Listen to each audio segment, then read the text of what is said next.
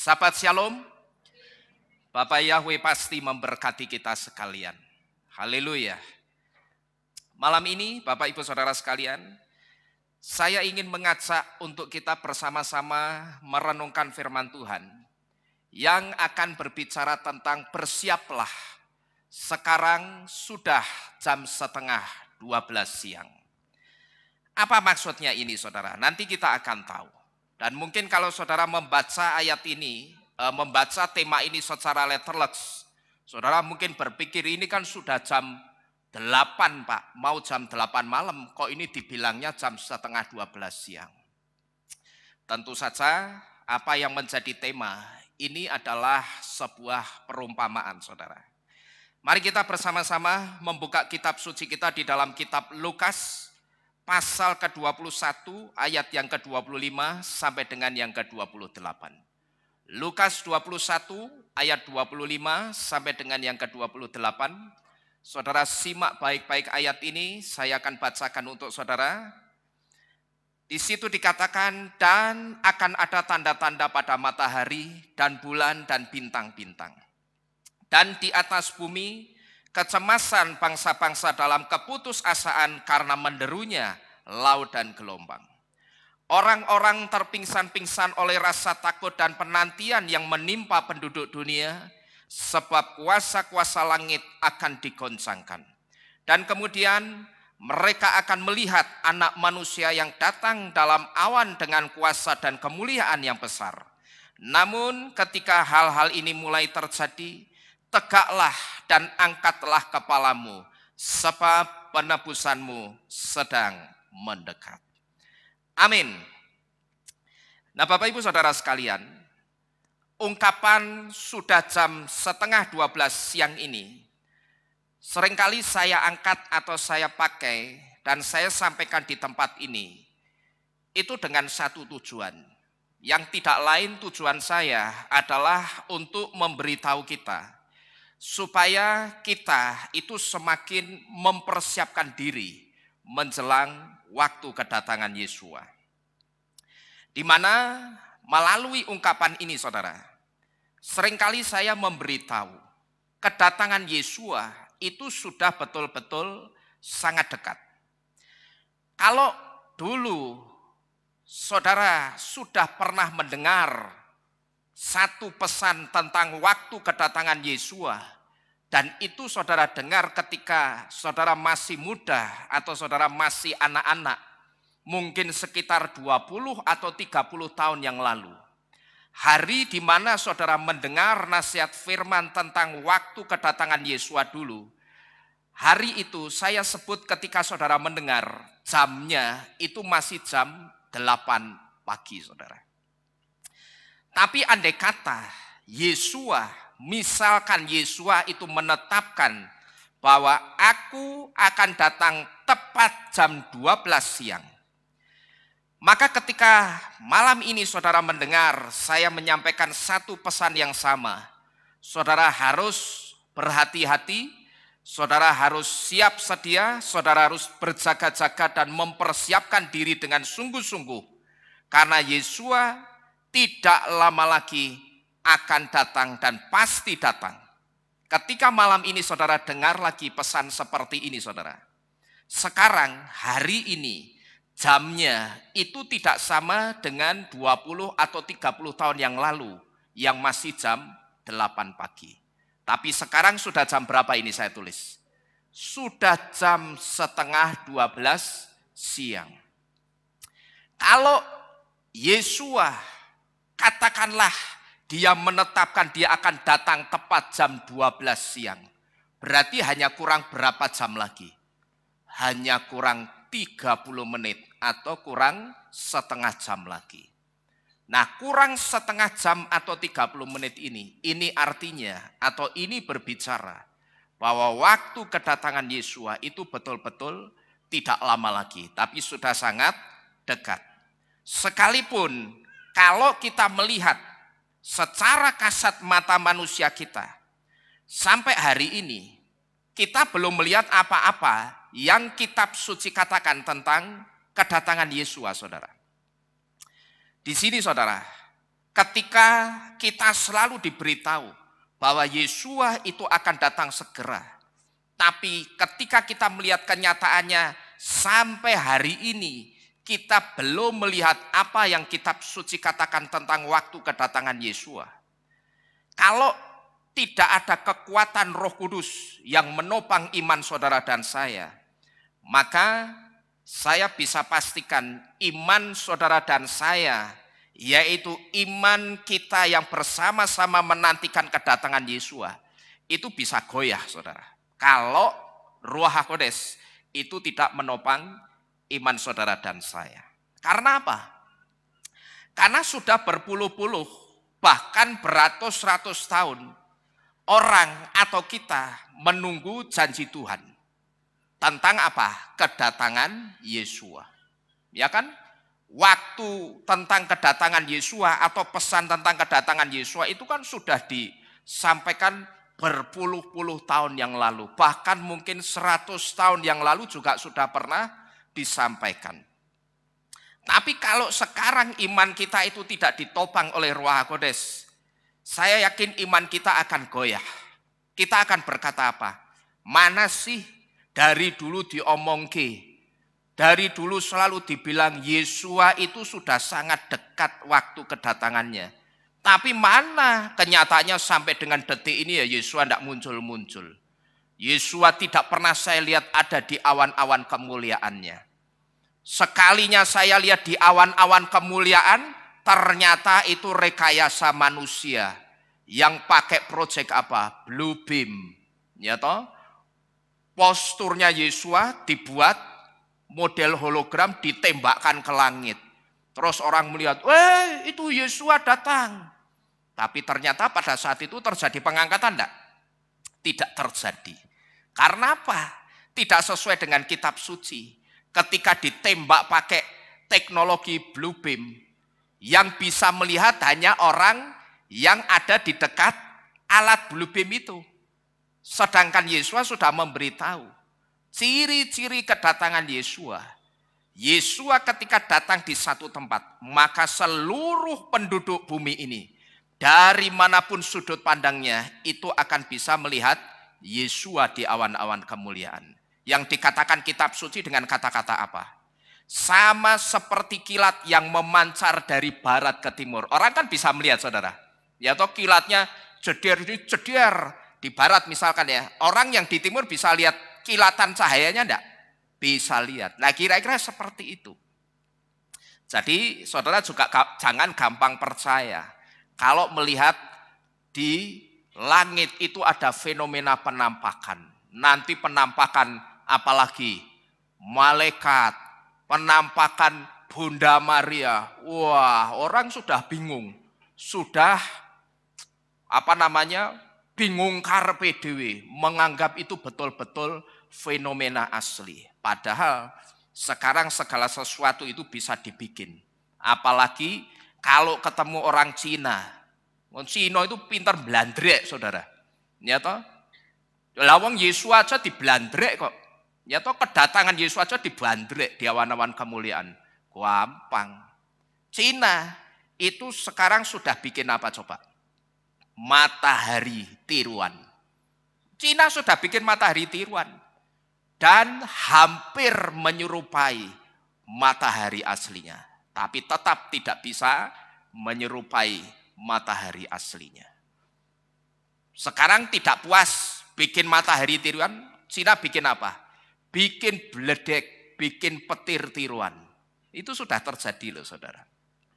Jadi kita sebagai orang percaya Bapak Yahweh itu jangan gampang jadi orang yang sedikit-sedikit gampang terperangah, terkagum-kagum dengan fenomena yang terjadi di dunia ini. Kalau saya tidak mau begitu saudara. Pokok saya pegang apa kata kitab suci. Yesua datang itu tandanya dia berdiri di satu tempat di awan-awan kemuliaan. Tapi seluruh dunia ini akan sanggup melihat Yesua. Dan ini sekaligus sebetulnya ini satu kode bahwa bumi kita itu bentuknya bukan bulat tapi datar. Karena kalau buminya bulat Yesua berdiri di satu tempat. Bisa enggak orang itu melihat Yesua? Bisa enggak kira-kira? Enggak bisa, ya kan? Tapi kalau buminya itu datar, orang bisa melihat Yesua dari segala penjuru. Jadi teori bumi bulat itu sebetulnya teori yang dikembangkan untuk tujuan apa? Penyesatan. Satu di antaranya untuk menyesatkan supaya nanti ketika mereka bikin kedatangan Yesua tandingan, ya kedatangan Yesua yang palsu, orang tidak akan ngerti, orang akan terpercaya, orang akan terperangah, terkagum-kagum. Padahal saat itu yang disorotkan ke langit itu cuman apa? Proyektor dengan lumens, yang katakanlah kalau proyektor itu lumensnya tingkat kecerahan cahayanya sangat tinggi. Sehingga bisa dilihat di langit oleh setiap orang. Padahal untuk zaman sekarang ini saudara, untuk membuat yang seperti itu bukan perkara yang sulit. Itu sangat mudah sekali. Nah jadi Bapak Ibu Saudara sekalian, di sini yang pertama kita diberitahu, kalau tidak ada kekuatan Roh Kudus yang menopang iman kita, di dalam kita menanti kedatangan Yesua, saya bisa pastikan iman kita ketika menanti kedatangan Yesua itu mesti bisa goyah. Karena sudah berpuluh-puluh tahun bahkan beratus-ratus tahun kita menunggu kedatangan Yesua. Sampai detik ini kita belum juga melihat janji Yesua itu dinyatakan dengan kedatangannya. Nah, kalau kita coba mundur saudara, sekitar 11 tahun yang lalu atau sekitar tahun 2012, dunia itu pernah digegerkan dengan penanggalan suku Maya atau bangsa Maya yang memprediksi bahwa dunia ini akan berakhir atau kiamat tanggal 21 Desember 2012. Saudara perhatikan tulisan yang saya highlight warna ini saudara, warna apa namanya? Warna kuning ini, ya. Saat itu bahkan sampai tidak sedikit orang yang mempercayai ramalan ini. Bahkan saudara, waktu itu ada juga orang-orang pengagung Yahweh. Dia seorang perempuan saudara, yang mengajar dan mempercayai. Dan dia berani memastikan bahwa ramalan kalender Maya ini sangat valid, benar dan tepat. Orang ini juga orang yang sama dengan kita. Dia juga menyembah Bapa Yahweh, dia seorang perempuan. Dia percaya dan dia berani memastikan bahwa ramalannya kalender Maya itu benar. Kita mesti siap sedia, kita mesti berjaga-jaga ini. Tetapi pada kenyataannya sekarang sudah tahun berapa saudara? 2023. Ramalannya terjadi kapan? 2012. Pada kenyataannya tanggal 21 Desember 2012 dunia tidak kiamat dan tidak terjadi apa-apa dengan dunia ini. Untuk melewati fase kiamat itu tidak semudah itu saudara. Mesti melewati beberapa step atau fase-fase. Mesti melewati pengangkatan dulu, mesti melewati zamannya anti Hamasyah, mesti melewati perang Harmagedon dan sebagainya. Baru nanti yang terakhir akan ada kiamat. Itu masih jauh sekali. Termasuk surga itu belum sekarang. Orang yang mati di dalam Bapa Yahweh dan Yesua, rohnya itu sekarang belum urusan dengan surga. Rohnya itu baru diistirahatkan dalam tidur yang panjang di Firdausnya Bapa Yahweh. Maka kalau di koran-koran itu tulisannya telah pulang ke rumah Bapa di surga. Ya gitu toh. Itu keliru sebetulnya. Yang betul nulisnya jangan begitu. Yang betul itu telah diistirahatkan atau ditidurkan dalam satu tidur yang panjang di Firdaus Yahweh Elohim. namanya siapa, umurnya berapa, tulis di situ. Nah itu benar. Kalau perlu ditambahi, telah ditidurkan dalam tidur yang panjang di Firdaus Yahweh untuk nantinya dibangkitkan lagi saat kedatangan Adonai Yesua. Nah itu yang benar seperti itu. Bukan telah pulang ke rumah Bapa di sorga. Ini orang yang mati sekarang di dalam Bapa Yahweh dan Yesua sekalipun, itu rohnya belum ada di sorga. Tapi masih ada di Firdausnya Bapa Yahweh. Jadi untuk masuk ke fase kiamat itu masih sangat jauh.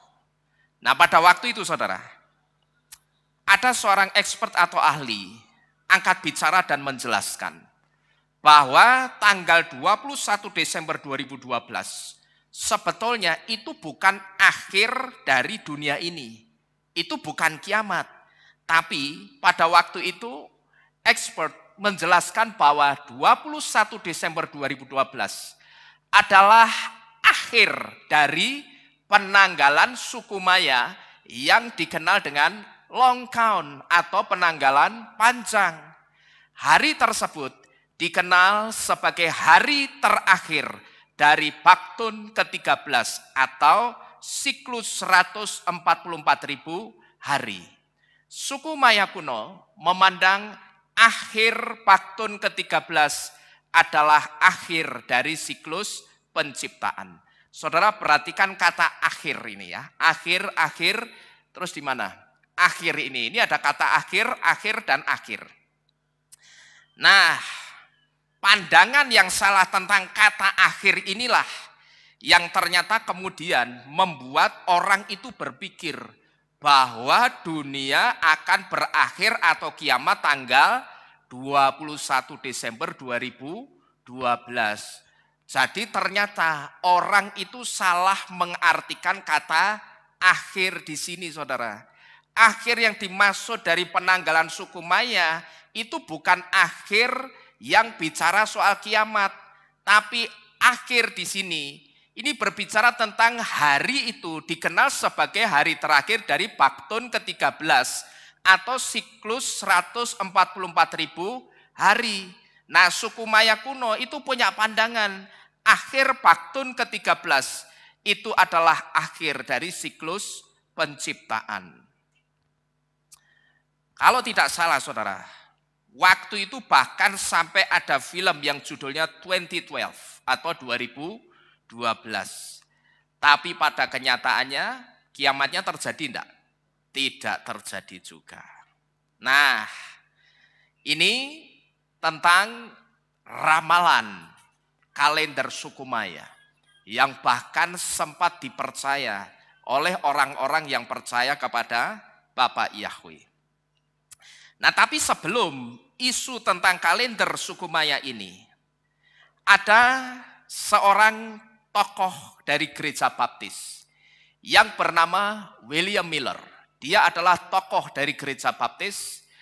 Dia bersama beberapa orang lainnya sudah beberapa kali merevisi kedatangan Yesua. Nah ini sebetulnya cukup aneh. Sudah beberapa kali merevisi. Kalau dikatakan sudah beberapa kali berarti sekali atau lebih dari sekali? Sudah lebih dari satu kali ya. Ya ini orang ini ternyata sudah beberapa kali merevisi kedatangan Yesua. William Miller, dia pernah meramalkan Yesua itu akan datang pada tanggal 21 Maret 1843. Atau katakanlah meleset-meleseti, datangnya 21 Maret 1844, 1 tahun kemudian. Dia mengatakan ini katanya berdasar nubuatan kitab Daniel 8 ayat 14. Di sini coba saya bacakan untuk saudara ya. Ramalan Advent 1843 ini dilatar belakangi oleh opini William Miller yang merupakan mantan anggota gereja Baptis di Amerika Serikat tentang dua macam Advent atau penantian. Advent pertama adalah peristiwa kelahiran Yesus Kristus di Bethlehem atau dikenal sebagai Natal pertama. Dan Advent kedua adalah peristiwa kedatangan Yesus Kristus yang kedua kalinya untuk membawa orang-orang kudusnya. Ramalan Advent 1843 ini dilandaskan pada perikop Daniel 8 ayat 14 sebagai berikut. Maka ia menjawab, sampai lewat 2300 petang dan pagi, lalu tempat itu akan dipulihkan dalam keadaan yang wajar. 2300 petang dan pagi dalam perikop di atas ekuivalen dengan 2300 hari. Dengan asumsi 1 hari ekuivalen dengan 1 tahun, maka 2300 hari ekuivalen dengan 2300 tahun. Pemulihan tempat kudus akan dilakukan Yesus Kristus terhitung sejak keluarnya perintah pembangunan bait suci. Perintah tersebut dikeluarkan oleh Raja Artaxerxes I pada tahun 457 sebelum Masehi. Berdasarkan kalkulasi 2300 tahun setelah tahun 457 sebelum Masehi adalah jatuh pada tahun 1843 Masehi yang identik dengan Advent kedua. Sehingga William Miller meramalkan kedatangan Yesus kedua akan terjadi paling cepat pada tanggal 21 Maret 1843 atau paling lambat akan datang pada tanggal 21 Maret 1844. Ini ramalan dari seseorang yang bernama William Miller yang meramalkan waktu kedatangan Yesus, saudara. Dan kenyataannya terjadi atau tidak? Tidak terjadi. Lalu ada juga seorang pendeta dari Amerika Serikat yang meramalkan juga waktu kedatangan Yesus. Pendeta itu bernama Harold Camping. Dia adalah seorang pendeta dari Amerika yang juga mengatakan bahwa Yesus akan datang pada tanggal 21 Mei 2011. Bahkan saat itu baliho-baliho di Amerika itu dipenuhi dengan pengumuman The Rapture May 21, 2011. Ya, di sini dikatakan the end of the world, October 21. 2011. Ya, sampai baliho-baliho di Amerika itu dipenuhi dengan pengumuman-pengumuman seperti ini, saudara. Tapi lagi-lagi Yesus tidak datang pada tanggal dan tahun tersebut. Dan saya pribadi, saudara, saya bisa memastikan Yesus tidak akan pernah datang pada tanggal-tanggal tersebut seperti tanggal-tanggal yang diramalkan oleh William Miller atau oleh Harold Camping. Atau juga Yesus pasti tidak akan datang tepat di ramalan kalendernya suku Maya. Karena apa, saudara? Karena tanggalan yang dipakai untuk menubuatkan kedatangan Yesus itu tanggalan Gregorian yang nuansanya masih apa? Yunani. Maka saya yakin Yesus tidak akan pernah datang di tanggal-tanggal seperti yang diramalkan Harold Camping atau William Miller. Kalau William Miller itu tahun 1843 sampai 1844, Harold Camping dia meramalkan tahun 2011. Saya yakin Yesus ketika mendengar saat itu ramalan ini, Yesus tidak akan pernah datang pada tanggal-tanggal tersebut. Dan buktinya Yesus benar tidak datang, saudara. Karena apa? Karena tanggalan yang dipakai untuk menubuatkan kedatangan Yesus itu tanggalan Gregorian yang nuansanya Yunani. Almanak atau penanggalan Gregorian itu tidak mungkin bisa memprediksi atau memperkirakan waktu kedatangan Yesus. Apalagi kalau saudara perhatikan kalender Gregorian yang sekarang kita pakai itu sudah diacak-acak setan, sudah dihelenisasi, sudah dikasih nuansa Yunani. Dulu pernah ada satu kaisar yang dianggap berjasa oleh orang Yunani, maka nama kaisar itu dimasukkan dalam nama bulan. Kaisar itu namanya adalah Kaisar Agustus. Dan dulu juga saudara, kalender Romawi kuno itu sebetulnya jumlahnya bulan itu cuma 10, bukan 12. Dan itu dimulai bukan dari bulan Januari sebagai bulan pertamanya. Tidak. Jadi kalender Romawi kuno itu dulu cuma 10 bulan. Dan mulainya bulan pertama itu bulan Maret, bukan bulan Januari. Setelah ada tambahan Januari dan Februari, maka September itu jadi bulan ke-9. Padahal September itu dari kata bahasa Latin septem yang artinya apa? 7. Tapi anehnya September sekarang jadi bulan keberapa? Bulan ke-9. Padahal September itu dari bahasa Latin septem, artinya 7. Terus Oktober itu dari bahasa Latin octa. Artinya berapa? 8. Iki mana 10? Oktober itu dari okta. 8. Ya. Sekarang jadi bulan keberapa? Bulan ke-10. Lah ini aneh saudara. Maka kalau saudara lihat tangga nada, 1 oktav itu berapa nada? Ada 8. Karena oktav gitu loh. Tapi anehnya sekarang Oktober yang harusnya bulan ke-8 jadi bulan ke-10. Ini bukti kalau kalender Gregorian itu sudah diacak-acak sama setan. Nuansanya itu sudah betul-betul Yunani. Lalu November, itu dari bahasa Latin novem. Artinya apa novem? 9. Tapi November sekarang jadi bulan keberapa? Bulan ke-11. Lalu Desember itu dari bahasa Latin desem. Atau kalau saudara dulu ingat pas sekolah, sekolah ya, pernah ada pelajaran matematika ada kata desimal. Artinya berapa? 10. Desember itu harusnya bulan ke-10. Tapi sekarang jadi bulan keberapa? 12. Heran saya. Kenapa tambahannya Januari dan Februari itu tidak ditaruh setelah Desember? Ya toh? Maret, terus apa? April, Mei, Juni, Juli, Agustus, September, Oktober, November, Desember, Januari, Februari kan ya bisa. Ya toh? Lah kok ada dikek ngarep itu loh.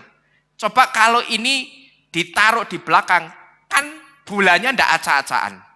Penanggalan Gregoriannya tidak acak-acakan. Tapi kenapa itu justru ditaruh di depan dan kemudian menggeser penanggalan Gregorian. Nah kalau kalendernya itu acak-acakan seperti ini, mana bisa kalender itu dipakai untuk memprediksi waktu kedatangan Yesua? Ya tidak akan bisa saudara. Wong kalendernya acak-acakan orang genah. Yang saya heran itu ya cuma satu hal. Ini sudah ketata rapi dimulai Maret, diakhiri Desember 10 bulan. Kan enak toh, tinggal naruh Januari, Februari di bulan ke-11 dan 12 beres. Kalendernya tidak acak-acakan, tapi anehnya justru ditaruh depan. Gitu loh. Jadi, kalau kalendernya acak-acakan seperti ini, sampai kapanpun tidak akan pernah bisa dipakai untuk memprediksi kedatangan Yesua. Nah kalau kita perhatikan Bapak Ibu Saudara sekalian, semua ramalan-ramalan ini, tidak ada satupun yang digenapi. Semuanya meleset. Tidak ada yang digenapi. Jadi di sini saudara, kita bisa menyimpulkan bahwa siapapun yang berbicara dan menyelidiki, selama penyelidikannya tentang Yesua masih mengacu ke kalender Gregorian, nubuatan dan penyelidikannya tidak akan pernah terjadi. Siapapun itu yang ngomong, tapi kalau penyelidikannya tentang Yesua atau segala sesuatu tentang Yesua itu masih mengacu ke kalender Gregorian, maka bisa saya pastikan nubuatan dan penyelidikannya itu tidak akan pernah terjadi. Karena apa? Karena Yesua itu tidak pernah berurusan dengan kalender bangsa pagan. Yesua itu tidak pernah mau urusan dengan tanggalannya bangsa pagan. Tanggalannya bangsa-bangsa penyembah berhala. Semua peristiwa penting yang berhubungan dengan Yesua itu hanya dan selalu berhubungan dengan hari-hari buatan bapaknya sendiri, yaitu 7 hari raya. Kalau mau mempelajari Yesua, itu jangan keluar dari kitab suci. Termasuk kalender yang dipakai. Ya pakailah kalender kitab suci, kalender Ibrani. Selama masih acuannya itu kalender Gregorian, kalender Masehi, apa yang diselidiki, apa yang dinubuatkan, bisa saya pastikan tidak akan pernah terjadi. Maka sekalipun dia seorang pendeta, dia seorang tokoh Kristen seperti William Miller ataupun seperti Harold Camping, karena acuannya itu masih kalender Yunani, Gregorian, terjadi enggak nubuatannya? Tidak terjadi sama sekali. Nah, mungkin sampai di sini saudara, timbul pertanyaan di antara kita. Pak, lah kita itu masih boleh enggak pakai kalender Gregorian? Saya katakan tidak jadi masalah. Karena apa saudara? Karena kita masih di dunia di mana segala aktivitasnya itu masih diatur pakai kalender ini. Saya ambil contoh, penentuan hari-hari efektif kerja. Kemudian setelah orang bekerja dia akan mendapatkan upah atau salary. Penentuan waktu penerimaan salary atau gaji. Lalu penentuan hari efektif sekolah. Itu juga masih ditentukan pakai kalender Gregorian. Maka kalau ada saudara yang bertanya, lah kita itu masih boleh enggak? Kalau sudah ngerti kalender Gregorian itu sudah diacak-acak setan. Boleh enggak kita itu pakai kalender Gregorian? Tidak jadi masalah. Karena itu tidak menyangkut soal iman percaya kita. Dan tanggalan Gregorian itu tidak kita imani saudara. Tapi perhatikan baik-baik. Kalau kaitannya dengan iman kita yang sekarang. Pokok kalau itu kaitannya dengan sesuatu yang berurusan dengan iman percaya kita, dengan kerohanian kita, tanggalan yang harus kita pakai sebagai acuan adalah tanggalan Ibrani. Amin, Bapak Ibu Saudara. Ya, saudara paham sampai di sini ya. Kalau saudara tanya masih boleh enggak kita itu pakai kalender Ibrani, enggak jadi masalah. Karena kita masih hidup di dunia ini sementara waktu ini. Karena tempat kita, tempat saudara dan saya yang kekal itu bukan di dunia ini. Tapi kita hanya mampir ngombe. Kita hanya minum sebentar untuk nunggu Yesus apa. Ibaratnya kita itu transit. Di dunia ini sedang transit. Menunggu Yesus datang menjemput kita. Nanti begitu Yesus datang, kita itu dihampiri Yesus. Ayo, wes saiki payah balik. Nah, kita sama-sama pulang. Tidak jadi masalah. Kita aktivitasnya masih diatur pakai kalender Gregorian. Tapi kalau segala sesuatu yang berhubungan dengan iman percaya dan kerohanian kita, kalender atau tanggalan yang harus kita pakai jadi acuan adalah kalender Ibrani. Karena tanggalan Ibrani, kalender Ibrani, itu kalender yang dipakai Bapak Yahweh juga untuk menyingkapkan rahasia-rahasianya yang besar. Saudara sudah buktikan sendiri malam ini. Ketika dia seorang pendeta sekalipun, dia seorang tokoh gereja besar sekalipun, tapi ketika acuannya itu masih kalender Gregorian, apa yang dinubuatkan itu tidak ada satupun yang terjadi. Jadi Bapak Ibu Saudara sekalian, pokok yang kaitannya dengan iman percaya kita acuannya adalah kalender Ibrani. Nah ini tadi nubuatan dari pendeta-pendeta yang tidak memakai pola Ibrani atau tidak menggunakan kalender Ibrani. Maka apa yang mereka nubuatkan semuanya tidak terjadi. Tapi bagaimana saudara dengan yang ini saudara? Pada tahun 2019 yang lalu, ada seorang rabi Yahudi yang bernama Rabbi Chaim Kanievsky. Dia menubuatkan Messiah will come before the election in Israel. Atau artinya Mesias akan datang sebelum pemilu di Israel. Ini ya saudara kalau bisa lihat ini tulisan yang kecil ini. Ini kalau saya perbesar bacanya ini. Messiah will come before the election in Israel. Atau Mesias akan datang sebelum pemilu di Israel. Nah tanggal 9 April 2019 berdekatan dengan Rabi Chaim Kanievsky ini berbicara nubuatan ini. Pada waktu itu, Israel sedang melangsungkan pemilu Knesset atau pemilu parlemen Israel. Di mana di dalam pemilu Knesset ini, mereka memilih Perdana Menteri Israel. Pada waktu itu, Benyamin Netanyahu kembali terpilih sebagai Perdana Menteri mengalahkan Benny Gantz. Sekarang pertanyaannya bagaimana dengan yang ini, saudara? Kalau yang tadi kita bisa mengatakan, karena yang menubuatkan kan pendeta Goyim, yang acuannya kalender Gregorian, kalender Masehi, yang bukan pola Ibrani. Maka karena pendeta-pendeta itu acuannya bukan kalender Ibrani, ya apa yang dia nubuatkan tidak terjadi. Tapi kenyataannya juga, nubuatan Rabi Yehudi yang mengacu ke Torah Kut, dia mengacu ke Torah, tidak hanya dia mengacu ke kalender Ibrani, tapi dia juga mengacu ke Torah. Bahkan ketika dibongkar oleh ahli Torah Kut yang bernama Rabi Mathieu Gleiserson ini, apa yang dikatakan oleh Rabi Chaim Kanievsky ini ada di dalam Torah Kut.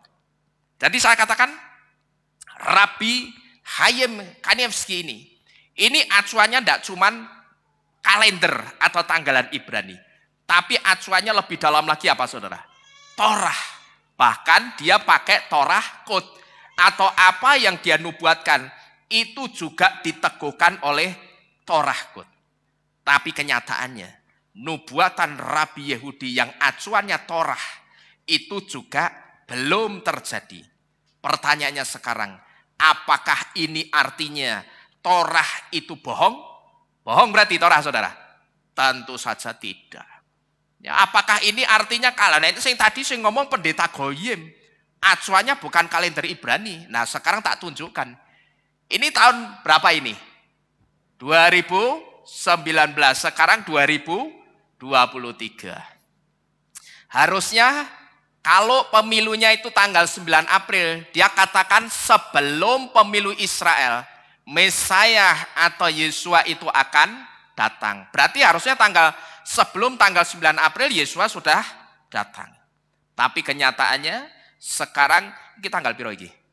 Tanggal 13 Januari 2023. Yesua juga belum datang. Pertanyaannya, apakah ini artinya Torah itu berbohong? Tentu saja tidak, saudara. Ya, Torah itu tidak pernah bohong.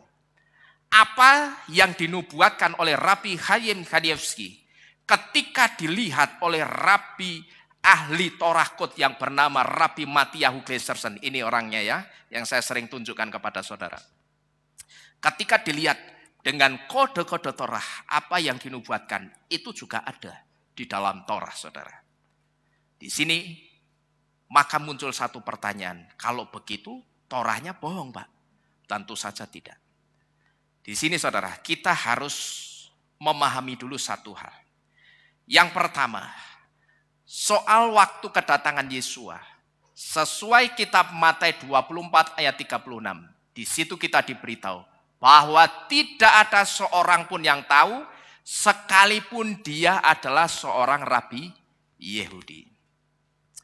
Nah ini pedoman atau pakem yang harus kita pegang dulu. Bahwa soal waktu kedatangan Yesua sesuai Matius 24 ayat 36, tidak ada seorang pun yang tahu, mau dia seorang Rabi Yahudi pun itu juga tidak tahu, Bapak Ibu Saudara sekalian. Nah, sekarang Bapak Ibu Saudara sekalian, kalau Rabi Yehudi yang mengacu kepada Torah Kut sekalipun mengatakan Mesias akan datang, di sini pesan untuk kita, jangan kita itu gampang menelan mentah-mentah ucapannya. Maka seringkali saya memberitahu apa? Nah ini fenomena yang terjadi di kalangan pengagung Yahweh. Ini sering terjadi. Pengagung Yahweh yang mulai tahu bahwa kiblat imannya, akar imannya itu ke Ibrani. Sekarang ada kelompok-kelompok pengagung Yahweh yang ada di Indonesia ini. Yang kalau mendengar orang Yahudi ngomong, pokok apa sing diomong ke wong Yahudi, itu mesti benar. Langsung digugu. Dianggap benar semua. Termasuk ketika orang Yahudi tidak memanggil nama Yahweh secara letterless, tapi diganti Hashem dan Adonai. Orang-orang pengagung Yahweh di Indonesia itu juga niru. Oh lah, wong orang Yahudi saja yang katanya keselamatan itu diberikan lewat orang Yahudi. Seperti Yohanan 4 ayat 22 katakan. Lah wong orang Yahudi saja manggilnya orang Yahweh, Yahweh. Tapi Hashem, Adonai. Ya kita harus sama. Wong itu bangsa yang dirahmati Yahweh saja manggilnya Hashem. Ya berarti kita manggilnya harus Hashem. Terus begitu orang Yahudi ada yang tidak menerima Yesus sebagai Tuhan. Di Indonesia juga terjadi fenomena yang sama. Kelompok pengagung Yahweh di Indonesia ada juga yang tidak menerima Yesus sebagai Tuhan. Lalu ketika orang Yahudi hanya beribadah Sabat, mulai kelompok-kelompok pengagung Yahweh di Indonesia ikut-ikutan ibadahnya cuman Sabat. Kalau cuman ikut-ikutan ibadahnya Sabat masih mending. Yang jadi masalah mulutnya itu menghakimi. Orang pengagung Yahweh yang ibadahnya selain hari Sabat itu sesat. Ya, ini terjadi di kalangan pengagung Yahweh, saudara. Dan itu bukan orang Kristen yang mengatakan, tapi orang-orang yang sama seperti kita yang menyembah Bapa Yahweh dan Yesua. Ya, tapi di sini kita diberitahu, kalau Rabi Yahudi yang mengacu kepada Torah Quds sekalipun mengatakan Mesias akan datang, jangan kita telan mentah-mentah apa yang dia katakan.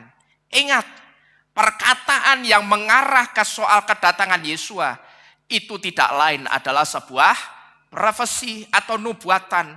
Dan nubuatan itu seringkali mengarah kepada hal-hal yang tidak letterlek atau tidak tersurat, tapi tersirat gitu loh. Nubuatan itu namanya saja nubuatan. Arahnya seringkali terarah kepada hal-hal yang tidak tersurat tapi tersirat, yang mesti dibongkar dulu, saudara. Nah di sini Bapak Ibu Saudara sekalian. Nah sekarang bagaimana Pak? Kalau orang Yahudi saja yang mengatakan Mesias akan datang, kita tidak boleh telan mentah-mentah ucapannya pasti datang pada tanggal seperti yang dikatakan Rabi itu. Lah kalau kita tidak boleh telan mentah-mentah atau percaya begitu saja, terus acuan kita apa? Gitu loh. Nah di sini saudara, melalui Tefilah Avienu atau doa Bapa kami, Yesua itu sebetulnya sudah memberitahu kepada kita. Waktu itu Yesua katakan apa? Tafo malhuteha, yeaseh retsonha, kaasir basyamayim, gam baaretz. Artinya apa? Datanglah kerajaanmu, jadilah kehendakmu di mana? Seperti di sorga juga di atas bumi. Sekarang saudara perhatikan baik-baik penggalan dari pengajaran doa Bapa kami yang diajarkan Yesua. Saudara perhatikan baik-baik. Coba saya mau tanya.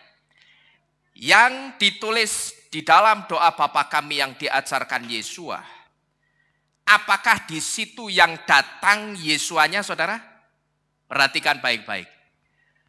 Datanglah kerajaanmu, jadilah kehendakmu seperti di sorga juga di atas bumi. Ini kan potongan dari doa Bapa kami. Sekarang saya mau tanya, yang ditulis di doa Bapa kami ini, apakah di situ dikatakan yang datang Yesuanya? Bukan. Tapi yang datang apa? Kerajaan dan kehendaknya Bapak Yahweh. Bapak Ibu Saudara sekalian, paham saudara? Ya. Jadi kalau saudara bingung, lah kalau sekarang ini kan bukannya kita akar iman kita ke Ibrani, Pak. Betul. Lah kalau orang Yahudi saja yang ngomong menubuatkan sesuatu, kita tidak boleh telan mentah-mentah. Lah terus kita itu acuannya kemana? Kita belajar dari Yesua. Yesua sudah memberitahu lewat doa Bapa kami, pengajaran doa Bapa kami. Di situ dikatakan tafo malhuteha ye aseresonka ka asyar basyamayem kampa arets, yang artinya datanglah kerajaanmu, jadilah kehendakmu di surga seperti di atas bumi. Ya, jadi kalau ada nubuatan yang mengatakan Mesias akan datang, jangan kita telan mentah-mentah begitu saja ucapannya.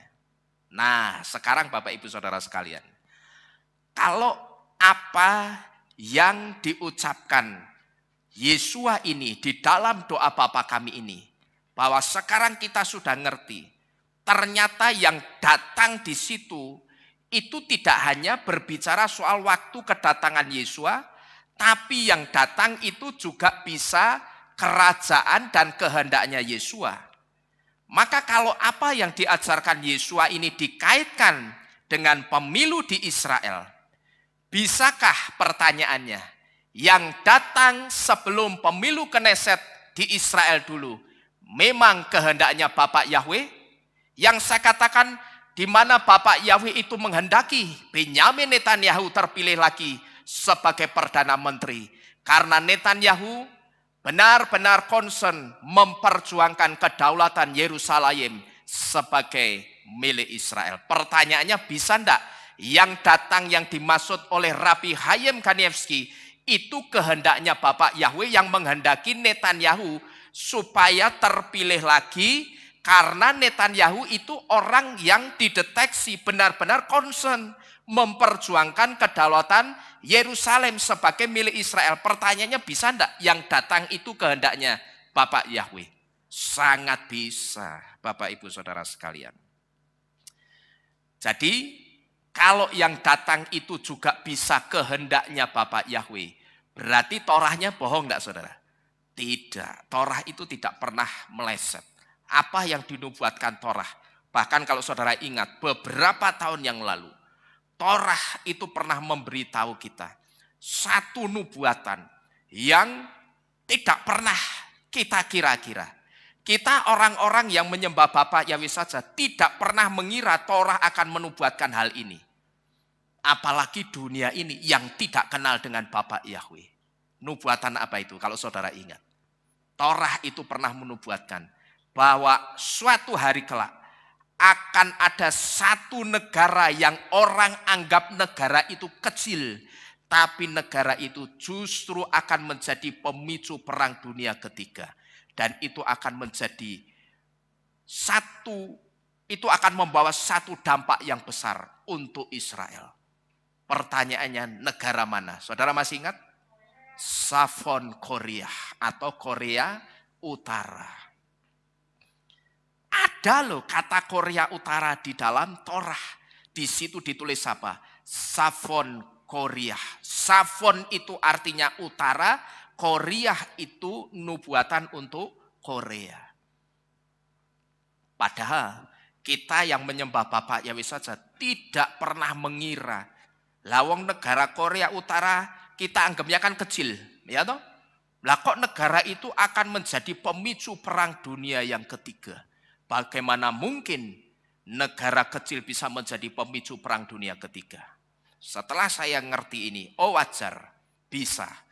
Karena sebuah api yang besar itu dimulai dari api yang kecil dulu. Jadi Torah itu tidak pernah berdosa, tidak pernah berbohong, saudara. Bisa waktu itu yang turun atau yang jadi, yang datang itu kehendaknya Bapak Yahweh. Supaya Netanyahu terpilih lagi, karena Netanyahu dipandang benar-benar dia memperjuangkan kedaulatan Yerusalem atau Yerusalem sebagai milik Israel. Bahkan pada waktu kampanye, pada waktu itu Netanyahu berani mengatakan apa? Kalau saya terpilih lagi, maka saya akan melakukan aneksasi. Apa itu aneksasi? Saya akan mengambil paksa atau saya akan merebut paksa wilayah tepi barat yang jadi pemukimannya orang-orang Yahudi. Bahkan Netanyahu pada saat pemilu, itu pemilu loh saudara. apa nek ngarani saurungi pemilu itu apa? Kampanye. Saat kampanye dia berani ngomong begitu. Itu resiko besar loh. Kalau apa yang dia katakan kalau saya terpilih, saya akan melakukan aneksasi. Saya akan mengambil paksa wilayah tepi barat yang jadi pemukimannya orang Yahudi. Kalau itu didengar sama Palestina, orang Palestina itu jangan dikira orang yang tidak punya duit. Dia bisa kerahkan duitnya, dia bisa kerahkan kekuatannya. Untuk apa? Bayar, pokok jangan sampai si Netanyahu itu terpilih lagi. Tapi kita sendiri mendengar bahwa ketika pemilu, ketika kampanye, bukan pemilu ya, masih kampanye, Netanyahu mengatakan dengan tegas, kalau saya terpilih lagi, saya akan melakukan aneksasi.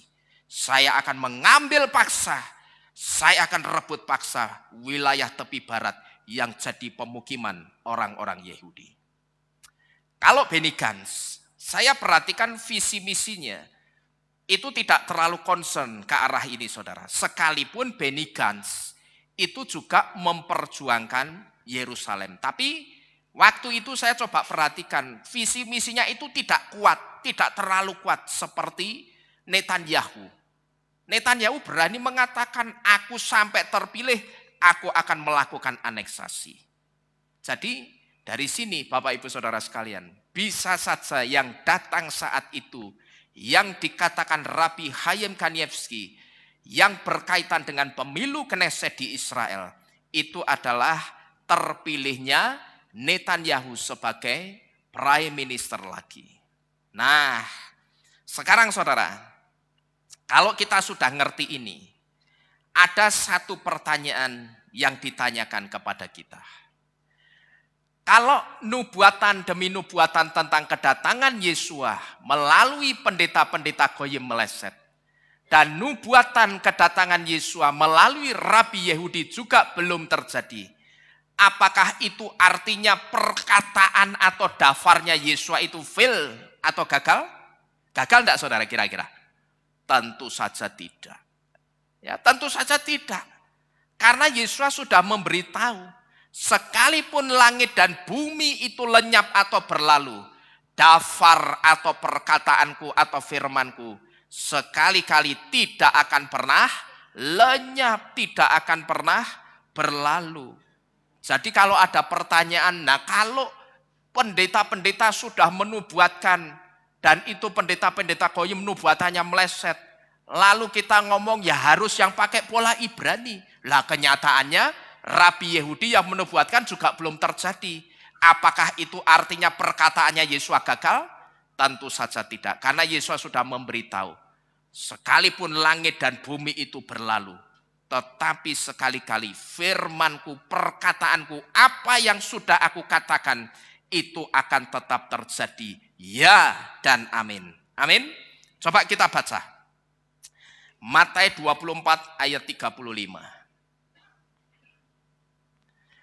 Di situ dikatakan, kita baca sama-sama ya, supaya saudara imannya diteguhkan, saudara tetap percaya kepada kedatangan Tuhan Yesus yang pasti menjemput kita. Sudah ketemu semua? Matius 24 ayat 35. Kita baca Alef Bet Gimel. Langit dan bumi akan lenyap, tetapi firmanku sekali-kali tidak akan lenyap. Sekali lagi kita baca, lebih keras lagi saudara. Alef Bet Gimel. Langit dan bumi akan lenyap, tetapi firmanku sekali-kali tidak akan lenyap. Firmanku, perkataanku tentang waktu kedatanganku, aku pasti datang kembali ke dunia ini untuk menjemput orang-orang yang aku kasih. Itu sekali-kali tidak akan pernah lenyap. Perkataanku itu akan aku genapi. Nah ini artinya apa saudara? Ini artinya kalau Yesua itu sudah janji dia akan datang lagi ke dunia ini, Yesua suatu saat nanti pasti datang. Kita tunggu saja, Yesua pasti datang. Karena apa saudara? Yang pertama, karena support atau hal-hal yang mendukung untuk kedatangan Yesua kedua kali, itu sudah dipersiapkan atau sudah disiapkan dengan sangat sangat-sangat baik. Beberapa di antaranya, support yang mendukung untuk kedatangan Yesua yang kedua kali yang sudah dipersiapkan. Yang pertama adalah semua persiapan untuk Beit Hamikdash atau bait suci yang baru sudah dipersiapkan dengan baik. Baik itu perlengkapan pembangunannya atau seremonial pentahiran bait sucinya. Saat ini saudara, ini sudah berjalan. Ada beberapa grup dan organisasi seperti The Temple Mount Faithful dan Yeshiva Torah Kohanim yang dimana mereka itu sampai dengan detik ini terus meningkatkan kinerja mereka untuk latihan prosesi pembangunan dan pentahiran bait suci. Yang saudara lihat ini latihan untuk apa? Nantinya masuk dalam prosesi pentahbisan dan pentahiran bait suci. Ini mereka sedang latihan. Kelompok yang namanya The Temple Mount Faithful dan Yeshiva Torah Kohanim. Kelompok orang-orang yang belajar Torah. Sampai dengan detik ini. Apakah mereka sudah melihat kedatangan Yesua? Belum. Tapi nyatanya sampai detik ini. Mereka terus mempersiapkan. Mereka terus latihan dengan sangat baik. Mempersiapkan prosesi seremonial. Pembangunan dan pentahiran bait suci. Kalau saudara ingat. Dulu saya pernah tunjukkan satu video. Di mana ada imam-imam yang sudah siap melangsungkan seremoni pentahiran bait suci. Ya dulu saya pernah sekitar beberapa tahun yang lalu. Ada imam-imam itu yang sudah latihan. Mereka bikin replikanya bait suci. Lalu mereka latihan di dalamnya seolah-olah mereka sedang ada di bait suci sungguhan yang akan dibangun yang ketiga nanti. Di situ mereka latihan saudara. Prosesi pentahirannya bagaimana, prosesi pentahbisannya bagaimana, mereka latihan. Dan mereka sampai sekarang ini betul-betul kerja keras untuk mempersiapkan segala prosesi untuk bait suci yang baru. Karena apa? Mereka tidak mau. Nantinya begitu bait sucinya dibangun, terus seremoninya apa? Grotal gratul, semrawut gitu loh. Mereka tidak mau pelayanannya grotal gratul. Ya, kamu kan bukan di situ, kamu harusnya di sana. Mereka tidak mau seperti itu, saudara. Maka mereka bikin replikanya bait suci seperti apa? Kamu di bagian ini, kamu di bagian situ, kamu di bagian sana. Lakukan tugasmu ini. Jadi nanti begitu izin itu keluar, mereka akan dengan serentak bergerak bersama-sama. Melakukan prosesi seremoni, pembangunan dan pentahiran atau pentahbisan bait suci. Ini yang pertama. Support atau hal-hal yang mendukung bahwa Yesua itu pasti datang. Saudara perhatikan ini baik-baik. Di support yang pertama ini saudara, itu betul-betul dilakukan oleh orang-orang Yahudi. Sekarang apa yang bisa kita lakukan? Kalau mereka mempersiapkan seremonial, prosesi pentahiran dan pentahbisannya, lalu apa yang bisa saudara dan saya lakukan? Siapkanlah dirimu sebaik mungkin. Siapkan imanmu, perbaiki kualitas iman kita. Saudara siapkan baik-baik kehidupan saudara. Karena tidak lama lagi, Yesua pasti datang menjemput saudara dan saya. Harapan saya, tidak ada di antara kita yang ketinggalan. Saudaranya jangan hanya mengatakan amin. Cuman tidak pernah membawa hidup saudara dalam satu persiapan yang benar.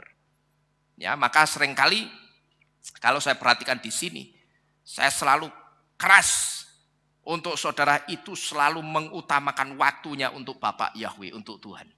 Urusan-urusan yang bukan urusan sama Bapak Yahweh itu tinggal nanti. Yang penting saudara kerjakan dulu urusannya Bapak Yahweh, maunya Bapak Yahweh itu saudara kerjakan. Baru setelah itu saudara lanjut ke urusan duniawi saudara. Gitu loh. Ya jangan seringkali kita, orang itu apa kejadiannya? Kedatangan tamu, terus Bapak Yahweh ibadahnya ditinggal. Seringkali kan begitu. Ini kan aneh saudara. Orang mengatakan, lah tamuku itu jauh-jauh datang. Dari desa atau dari mana saja. Bapak Yahweh datang itu dari Syamayim loh. Saya tanya, jauh mana? Dari desa atau dari Syamayim? Dari desa mau pirang kilo, numpak bis iso. Ya toh? Bapak Yahweh dari Syamayim itu beribu-ribu kilo. Dia datang ke Kehilat ini untuk berjumpa dengan saudara. Tapi anehnya, kenapa orang justru mengalahkan kehadiran Bapak Yahweh? Dan lebih penting tamunya ketimbang tamu agungnya. Gitu loh. Padahal tamunya ini orang nyelamet ke, saudara. Sing nyelamet ke siapa? Tamunya apa? Bapak Yahweh nantinya. Bapak Yahweh. Tapi pada kenyataannya, begitu kedatangan tamu, melu jagrok bareng. Ibadahnya ditinggal. Bapak Yahweh kok ya? Sorry, aku no tamu. Pertanyaannya bagaimana kalau hari itu Tuhan menetapkan aku datang hari itu? Orang ini apakah terangkat saudara kira-kira? Saya yakin tidak. Karena apa? Dia tidak pernah mengutamakan waktunya Tuhan. Bapak Yahweh itu hati-hati loh. Setiap kita ibadah, saya sering memberitahu. Bapak Yahweh itu punya yang namanya Moadim. Janji pertemuan. Tapi yang buat janji itu bukan kita. Bapak Yahweh yang buat janji pertemuan itu. Karena apa? Di Moadim itu dia mau. Aku ada sesuatu untuk kamu nak di ibadah hari ini. Ya. Tapi begitu kita tinggalkan Moadim itu, besok Bapak Yahweh, kan isehono sabat minggu depan, masih ada rison minggu depan. Sorry nak, ora kanggo. Moadimnya cuman untuk hari ini. Besok sudah ada Moadimnya sendiri. Yesus saja ngomong apa? Soal kesusahan. Kesusahan hari ini cukuplah untuk hari ini. Besok itu ada kesusahannya sendiri lah gitu. Lalu soal kesusahan aja sendiri-sendiri. Apalagi waktunya dengan Tuhan. Tuhan mau apa dengan kita hari itu tuh ya harusnya dikerjakan hari itu. Bapak Ibu Saudara sekalian. Ya. Jadi saudara berikan perhatian yang terbaik. Kalau saudara polanya masih enak-enakan seperti ini. Saudara ibadah sak penake dhewe. Ada tamu-tamu yang lebih saudara pentingkan, Bapak Yahweh saudara tinggal. Terus terang, saya bukan menghakimi, saya cuman tidak yakin saudara akan ikut dalam pengangkatan. Nah, bagaimana kita bisa diprioritaskan dalam pengangkatan? Kalau kita sendiri tidak pernah memprioritaskan Bapak Yahweh. Nomor satu di dalam kehidupan kita. Jadi Bapak Ibu Saudara sekalian, mereka orang-orang Yahudi yang sebagian besar, mungkin 90% dari orang Yahudi masih menolak Yesua. Tapi mereka siapkan dengan baik bait sucinya. Padahal saudara ngerti, ketika mereka mempersiapkan bait suci, seremoninya bait suci itu dipersiapkan. Itu artinya ketika bait suci sudah berdiri, maka itu artinya juga tidak lama akan disongsong juga dengan kedatangan Yesua. Mereka sebagian besar tidak percaya Yesua, bahkan tidak menerima. Tapi mereka siapkan dengan baik. Mereka latihan orang cengengesan kayak kita nek latihan itu. Tapi mereka benar-benar serius latihan khidmat. Karena tempat yang akan dilakukan seremoni yang mereka latih sejak sekarang. Itu satu tempat yang bagi mereka sangat kudus dan sangat sakral. Itulah tempat yang mereka nanti-nantikan sekarang. Sampai-sampai mereka sekarang setiap hari hanya meratap di satu tembok yang namanya tembok ratapan. Di ratapannya mereka ngomong apa satu di antaranya. Mereka berdoa minta bait suci yang temboknya tinggal satu ini. Bapak Yahweh, tolong bangunkan lagi bagi kami. Karena di dalam bait suci itu kami akan saling belajar Torah. Kami akan saling menguatkan satu dengan yang lainnya. Kami akan memuji-muji memuliakan namamu. Tapi bait suci itu sudah tidak ada Tuhan. Satu di antara ratapannya dikatakan seperti itu. Maka tembok itu disebut dengan tembok apa? Tembok ratapan. Bagaimana dengan saudara? Ya, mereka setiap hari meratapi bait suci.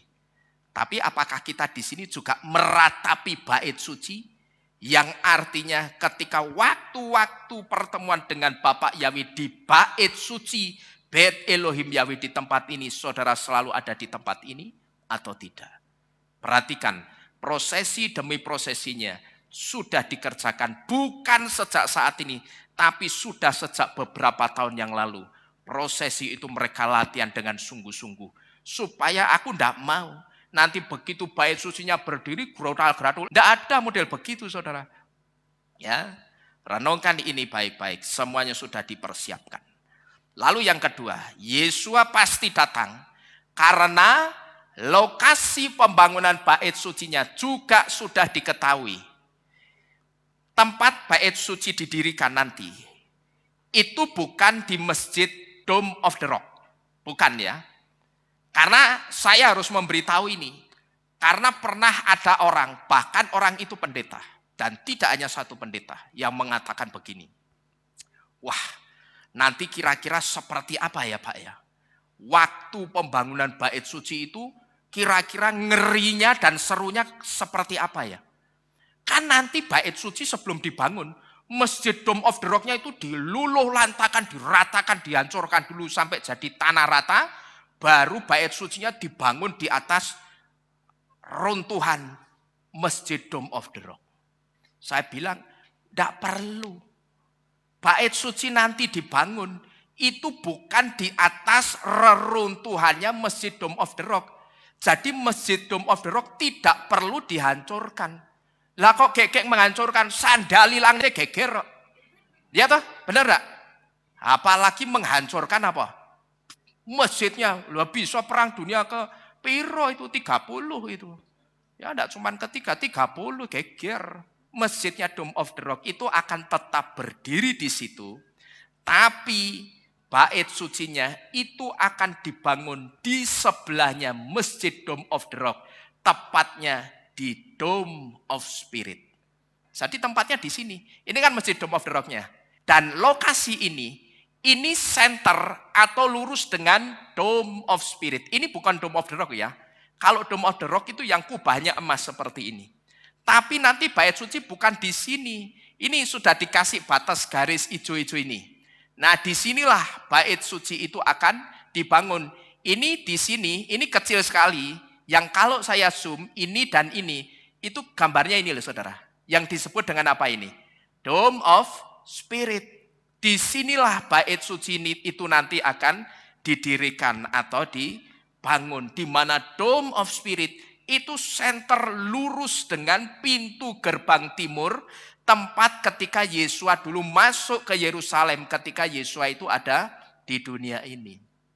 Jadi lurus. Ini kan pintu gerbang timur. Nah ini loh. Ini pintu gerbang timur yang sekarang ditablek, ditutup. Dan di depannya jahatnya itu dikasih apa? Kuburan. Tapi inilah pintu gerbang timur tempat Yesua dulu masuk ke Yerusalem dan dielu-elukan oleh orang-orang Yahudi. Masuknya dari sini. Dan ini center gitu loh. Lurus ke tempat di mana bait suci itu akan dibangun. Kalau dibangunnya di sini, ini melenceng gini. Ngerti saudara? Ya, ini pintu gerbangnya melenceng. Bukan lurus. Kalau ini lurus, lempeng gitu loh. Ya saudara kelihatan enggak yang di belakang? Kelihatan ya, saya kita gede. Kok enggak bisa ini? Enggak bisa ya. Wes pokoknya ini ya. Saya coba tak gambare.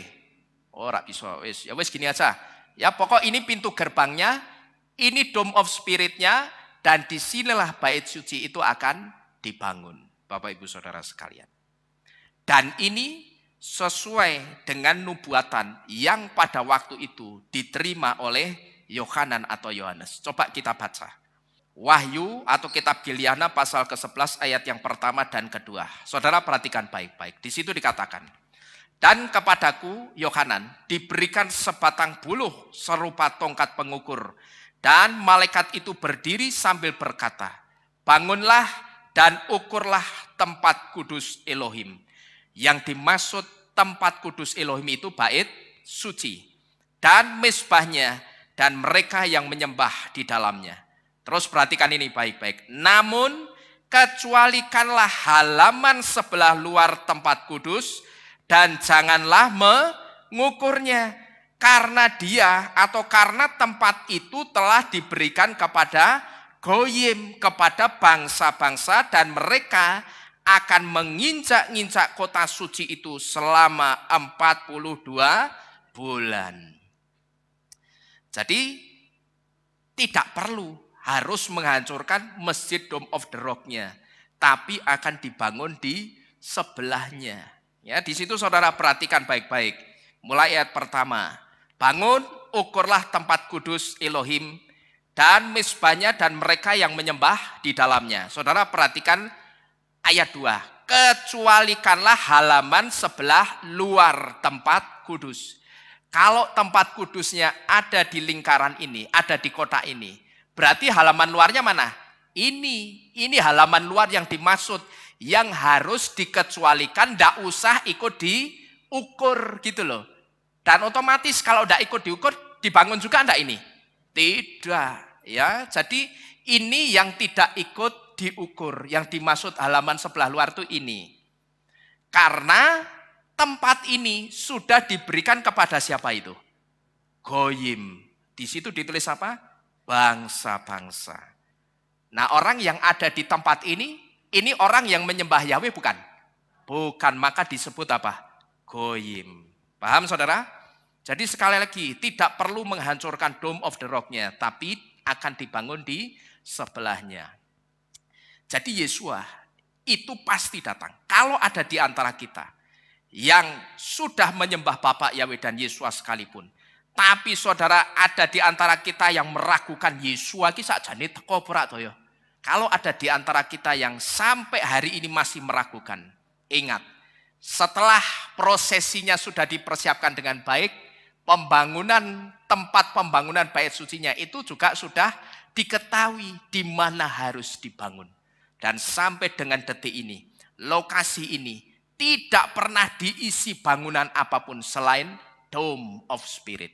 Dan itu lurus dengan pintu gerbang timur tempat Yesua dulu masuk dan dielu-elukan oleh orang-orang Yahudi. Lalu berikutnya, Yesua pasti datang karena lembu merah atau red heifer untuk upacara pentahbisannya sudah tersedia sangat banyak. Dulu saudara, kalau tidak salah sekitar tahun 82, ada yang mengatakan lembu merah yang sangat langka ini dijaga oleh agen rahasianya Israel yang bernama Mossad. Tapi pada waktu itu, lembu merah yang konon katanya dijaga oleh Mossad ini didiskualifikasi. Karena apa? Karena ternyata setelah diteliti lagi, di buntutnya itu ngelawir satu rambut warnanya putih. Tidak sepenuhnya merah seperti ini. Tapi di ekornya itu ada satu ngelawir, cuman satu saudara. Ngelawir rambut warna putih. Maka saat itu didiskualifikasi, tidak kepake. Saya yakin di Indonesia, karena orang Indonesia itu sudah dihinggapi roh halah. Halah rak popo, mung siji jabut. Ya gitu toh. Saya yakin di Indonesia, itu mesti jabut. Terus tetap dibangga-banggakan. Lambok dijabut nek tukule itu tadinya putih, ya metune putih. Orang mikir sampai segitu. Tapi kalau di sana tidak kepake saudara. Begitu ketahuan ada satu rambut putihnya, langsung lembu merah itu didiskualifikasi. Karena apa? Mereka tahu ini nanti dipakai untuk satu prosesi yang sangat sakral, yaitu untuk pentahiran bait suci yang kudus, yang mereka tunggu-tunggu. Wong bait suci itu aku tunggu berpuluh-puluh bahkan beratus-ratus tahun. Mosok mung trimo rambut putih siji mesti aku bohong. Akhirnya pada waktu itu saudara, muncul lagi lembu merah. Tapi lembu merah yang kedua tetap juga didiskualifikasi. Karena ternyata apa? Karena ternyata setelah diselidiki ada rekayasa genetika. Artinya merahnya itu dibikin gitu loh. Ya, podo orang sinilah. Ya toh? Apa contohnya? Pisang. Ya, pisang kalau saudara paham, pisang. Kalau saudara beli pisang, kuningnya rata semua, itu saudara curiga. Ini mesti habis diapain? Dimandiin. Istilahnya itu dimandiin. Dimandiin pakai apa? Kalau tidak salah pakai borak. Ya. Saya lihat sendiri saudara, pisang satu tundun masih hijau. Itu di apa namanya? Di investigasi sing suaranya dibikin cempreng itu loh. Lah, pisang satu tundun masih hijau dipotong dari pohonnya, terus dimandiin, digantung, ndak sampai 1 jam, pisang kuning kabeh. Wih, Dian pinter ya. Cina Indonesia emang pinter bandrek gini-gini ya. Maka hati-hati saudara. Kalau justru yang matangnya belum rata, yang sini matang, situ ndak matang. Lah itu kemungkinan asli. Cuma nek ketemu saya tak bikin gitu. Sing kene tak dusi kene ora ya toh. Dadi matengi selewat. Saya dulu begitu, saya perhatikan sampai detail kalau saya itu mau mengapa jenenge membandrek, ra istilahnya apa sih ya nek selain bandrek itu. Oh bukan mengkanibal. Pokoknya mengapusi lah ya. Dulu saya bahkan pakai debu yang saya ambil begini, debu itu saya ambil, saya taruh di murbautnya handphone. Tujuannya apa? Karena orang itu ngertinya kalau murbautnya handphone itu masih banyak debunya, oh handphonenya itu belum pernah bongkaran. Padahal habis tak acak-acak dalamnya. Ya itu sampai debu itu jadi duit puluhan juta loh saudara di tangan saya. Jadi didiskualifikasi karena ternyata ada rekayasa genetika. Nah yang terakhir, Bapak Yahweh sendiri menyediakan lembu merahnya yang jumlahnya saudara tahu. Jumlahnya sangat-sangat banyak. Sehingga karena Bapak Yahweh menyediakan dalam jumlah yang sangat banyak, lembu merah atau red heifernya itu tidak perlu dijaga lagi sama Mossad. Dan saudara ngerti, kemunculan lembu merah dalam jumlah yang sangat banyak, menurut catatan saya, belum pernah terjadi setelah 2000 tahun yang lalu. 2000 tahun yang lalu memang banyak lembu merah itu bermunculan.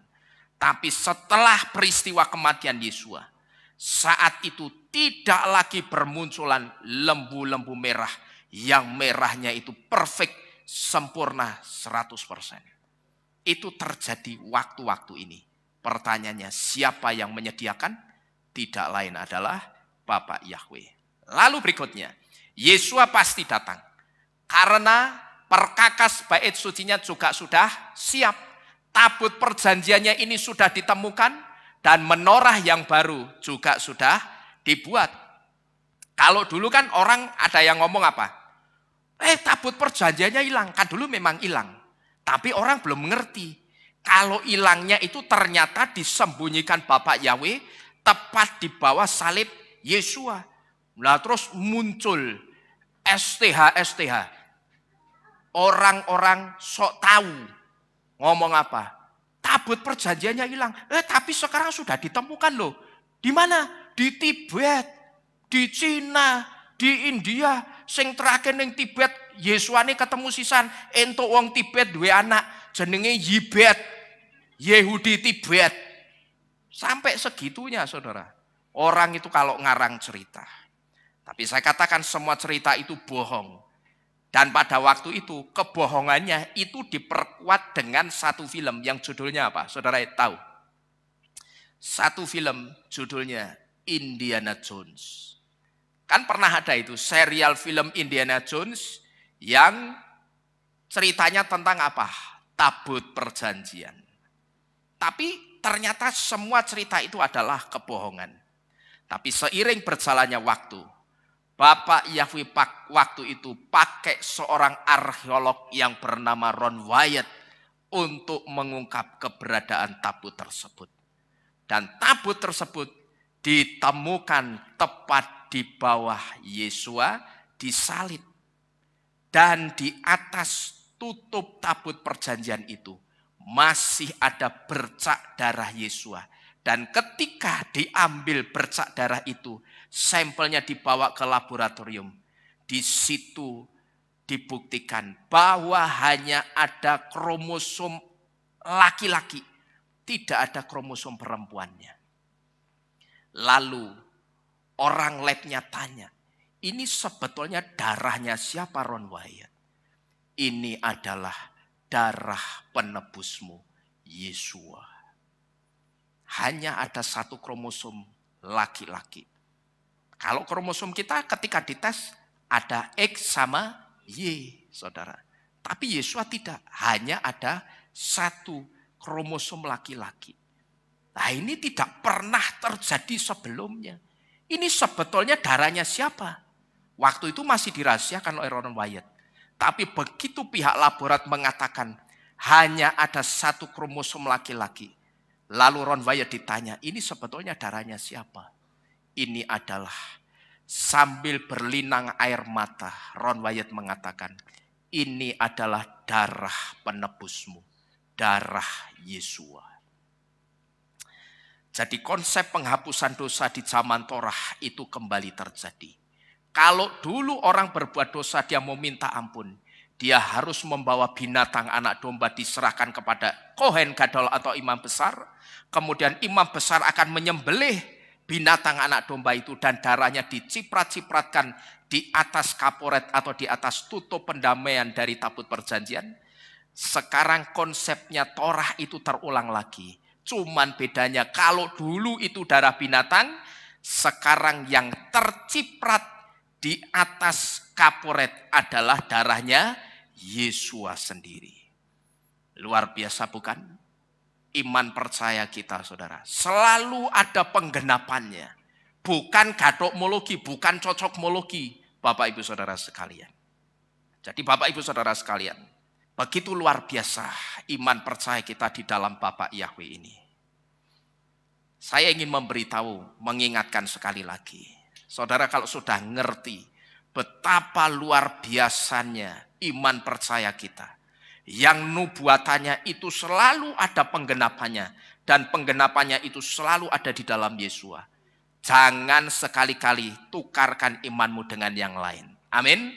Pegang teguh imanmu di dalam Bapa Yahweh dan Yesua sampai kesudahannya. Amin. Jadi untuk perkakas bait sucinya sudah siap. Lalu Yesua pasti datang karena kelompok pendananya juga sudah siap. Neeman Neharhabayit adalah kelompok pensupport dana untuk pembangunan bait sucinya. Neeman Neharhabayit ini adalah kelompok orang kayanya Yehudi, saudara. Dan anggotanya itu tidak hanya orang-orang Yehudi yang ada di Israel, tapi semua orang kayanya Yehudi yang tersebar di seluruh dunia itu tergabung dalam kelompok ini. Jadi support nanti begitu kelompok Neeman Neharhabayit ini dikasih tahu, bait sucinya sudah boleh dibangun tanggal ini, bulan ini, tahun ini. Oke, dananya pun juga sudah kami siapkan. Kalau dananya sudah tersedia, ini juga menjadi satu faktor pendukung bait suci itu benar-benar akan dibangun. Dan kita selalu diberitahu, hari ini saya sudah memberitahu juga, begitu bait suci berdiri, berarti Yesua itu juga sudah siap berdiri di awan-awan kemuliaannya. Kemudian support keenam atau hal-hal mendukung yang keenam, yang mendukung kedatangan Yesua yang kedua kali. Persiapan perang Harmagedon juga sudah dipersiapkan oleh Bapak Yahweh sendiri. Apa persiapan yang dilakukan Bapak Yahweh? Di lembah Megiddo atau di Megiddo Valley, saat ini bermunculan burung buas yang jumlahnya itu sangat banyak. Dan ini menjadi tanda nubuatan perang Harmagedon itu pasti digenapi. Perang Harmagedon di lembah Megiddo atau Megiddo Valley itu juga menjadi tanda waktu kedatangan Yesua. Sekarang ini saudara, bermunculan burung buas. Burung buas itu apa? Burung pemakan bangkai yang dipersiapkan Bapak Yahweh untuk perang Harmagedon. Tujuannya untuk apa?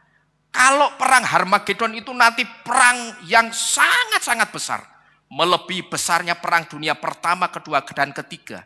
Yang bisa saya katakan itu mungkin gabungan dari perang pertama sampai perang dunia ketiga. Maka di perang Harmagedon nanti, yang akan jadi mayat itu jumlahnya tidak hanya ribuan, tapi ratusan juta. Pertanyaannya sekarang, kalau mayatnya ratusan juta, sopo sing meh ngubur? Paham saudara? Nah yang ngubur ini, diapakan? Ditotoli, dimakani dagingnya, sampai tinggal apanya? Tulang belulangnya. Ini sudah disiapkan Bapak Yahweh. Menurut otoritas setempat, di Megiddo Valley, itu terjadi muncul populasi burung pemakan bangkai yang disebut dengan burung buas. Yang jumlahnya itu berlipat kali ganda dari waktu-waktu sebelumnya. Ini yang keenam. Lalu yang ketujuh, Yesua pasti datang. Karena apa? Karena anti Hamasianya itu sudah kebelet, mau segera berdiri di bait suci. Dan dia terus-terusan menyerukan damai untuk Israel dan Palestina. Begitu terjadi penandatanganan damai Gedok Palu, damai Israel Palestina. Hati-hati saudara. Yesua saat itu tidak lama akan datang. Sekarang kalau kita perhatikan di mediasi, ya toh? Dia kan mediasi terus ini. Dipertemukan, di Vatikan, ditemukan di kota mana lagi, ditemukan dua pihak itu selalu dipertemukan di mediasi. Ayo mbok damai aja kan enak gitu loh. Nampaknya baik. Tapi orang ini dia punya satu maksud. Karena begitu itu sudah didamaikan, maka apa yang dia rencanakan untuk mempersatukan dunia di bawah satu sistem pemerintahan tunggal itu akan terlaksana dengan mulus. Tujuannya itu saudara, hati-hati. Loh Pak, bukannya perdamaian itu bagus? Iya, saya katakan bagus. Tapi ingat, Yesus datang nanti dia katakan apa? Aku datang bukan menebar damai, tapi aku datang menebar apa? Pedang. Ngerti saudara? Pedang sama damai, sama enggak kira-kira maknanya? Tidak sama. Damainya Yesus itu pedang. Kalau damainya manusia, cipika-cipiki. Dia kan sedang mengusahakan supaya Israel dan Palestina apa? Cipika-cipiki, damai yuk, damai kan enak. Tapi dia punya satu tujuan. Supaya tujuannya memberlakukan satu sistem pemerintahan tunggal di bawah kepemimpinannya. Itu bisa terlaksana dengan mulus, Bapak Ibu Saudara sekalian. Nah ini anti Hamasianya itu sudah kebelet untuk segera berdiri di bait suci. Maka inilah yang juga menjadi tanda. Ketika bait sucinya dibangun, bukan Yesua yang akan duduk di situ. Bait suci dibangun, itu hanya sebagai tanda. Yesua juga akan segera berdiri di awan-awan kemuliaan. Paham saudara sampai di sini? Ya, bait suci dibangun itu bukan untuk tempatnya Yesua nanti. Karena orang-orang Yahudi, sebagian besar mereka, mungkin 90% lebih, tidak menerima Yesua sebagai Tuhan dan Juru Selamat. Mereka tidak percaya bahwa yang akan datang kedua kali nanti itu Yesua anaknya tukang batu. Tidak. Bagi mereka yang akan datang kedua kali nanti adalah si superhero mereka. Bisa jadi adalah orang ini. Saya yakin orang ini saudara. Maka di sini dikatakan apa? Anti Hamasianya sudah apa lagi? Kebelet mau segera berdiri di bait suci. Nek kue damai, aku gendang iso munggah ning bait suci. Jadi pemimpin tertingginya anti Hamasiah. Coba kita buktikan ya. Kita baca Giliana atau Wahyu 17 ayat 9 sampai 11. Saudara, simak ini dengan baik-baik karena ini bicara tentang nubuatan. Giliana atau Wahyu 17 ayat 9 sampai 11. Di situ dikatakan apa? Inilah pikiran yang mempunyai hikmat. 7 kepala adalah 7 gunung tempat wanita itu duduk di atasnya. Perhatikan ayat 10 sampai 11. Dan ada 7 raja. Yang 5 telah jatuh dan yang 1 sekarang ada, yang lain belum datang. Dan bila mana yang lain belum datang itu sudah datang, haruslah dia tinggal sebentar saja. Dan binatang buas yang pernah ada dan sekarang tidak ada, dia juga adalah yang ke-8. Dan dia berasal dari yang 7 itu dan dia menuju kepada kebinasaan. Sekarang saudara perhatikan baik-baik. Di sini saudara, kalau kita perhatikan pola dan masa pemerintahan raja-raja yang ditulis di kitab Wahyu ini, kalau saudara perhatikan pola dan masa pemerintahannya itu sama persis dengan pola pemerintahan raja-raja yang ada di gambar ini. Kalau saudara perhatikan di kitab suci, di kitab Wahyu 17 secara khusus ayat 10 dan 11. Kalau saudara perhatikan pola pemerintahannya, itu sama persis dengan pola pemerintahannya raja-raja yang ada di gambar ini. Sekarang saudara perhatikan kitab suci saudara masing-masing. Betul enggak? Nubuatan ini arahnya kepada petinggi-petinggi Vatikan ini. Kita lihat bersama-sama. Saudara perhatikan ayat 10. Dan ada berapa raja itu? 7 raja. Kita interaksi saudara ya. Kalau saya tanya saudara jawab yang tegas. Ada berapa raja? 7 raja. Yang 5 sudah apa itu? Jatuh. Di sini ditulis. 5 are fallen. Yang 5 sudah jatuh. Ini menggenapi nubuatan Wahyu 17 ayat 10. Kalau kita perhatikan. Paus 11, 12, 23, 16, dan yang pertama. Itu sudah jatuh. Paus itu pensiunnya kalau apa? Mati. Ya. Paus itu pensiunnya kalau mati. Maka ini semua sudah mati saudara. Ya sudah wafat semua 5-5-nya ini. Maka di sini disebut apa? Yang 5 telah fallen, telah jatuh. Dan yang 1 sekarang ada. Perhatikan ayat berikutnya. Dan yang 1 sekarang ada. Itu yang ini. One is. Dan yang 1 sekarang ada berarti yang keberapa ini? Yang ke-6. Sampai di sini dulu saudara paham? Ya, jadi yang 5 sudah jatuh, terus di kalimat selanjutnya dikatakan apa? Dan yang 1 sekarang ada. Ini one is, ini yang sekarang ada. Yang lain, ini kisahnya, ceritanya waktu itu belum datang. Yang lain belum datang. Dan bila mana dia datang, haruslah dia tinggal sebentar saja. Pertanyaannya, yang dimaksud yang akan datang, yang akan tinggal sebentar saja itu yang mana? Yang ini. Yang ke-7. Di sini dikatakan rules only a short time. Memerintah hanya dalam waktu singkat. Kenapa kok memerintah dalam waktu singkat? Karena yang ke-7 ini belum pensiun, belum mati, tapi sudah minta pensiun. Saudara, ngerti? Berarti sampai di sini dulu. Digenapi enggak nubuatan kitab Wahyu ini, saudara? Digenapi. Lalu kita lanjut ayat yang ke-11. Dan binatang buas yang pernah ada dan sekarang tidak ada, dia juga adalah yang ke-8. Dan dia berasal dari yang 7 itu.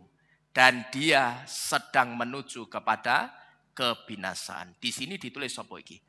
The beast that was and is not, even his the 8 and is of the 7 and caught into perdition. Ya, ini artinya dan binatang buas yang pernah ada, ditulis apa? The beast that was pernah ada dan yang sekarang tidak ada, and is not. Terus apa? Dia juga adalah yang ke-8. He is the 8. Dia juga adalah yang ke-8. Terus apa? Dan dia berasal dari yang ke-7 dan is of the 7 and go into perdition. Dan dia menuju kepada kebinasaan. Jadi digenapi Bapak Ibu Saudara sekalian. Apa yang ditulis di dalam kitab suci kita. Itu ada penggenapannya. Bukan cocokmologi, gatomologi. Bukan. Semua ada penggenapannya. Dan nantinya saudara, ketika anti-Hamasyah itu sudah total memerintah.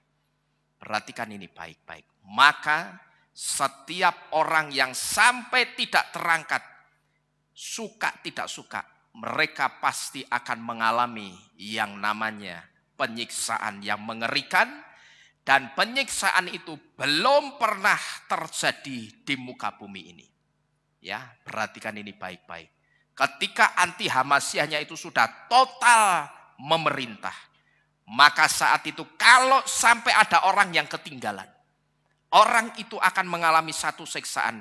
Dan ketika dia mengalami siksaan itu, dia belum pernah melihat, ini siksaan model apa ini? Kok aku belum pernah menemukan siksaan yang seperti ini? Gitu loh.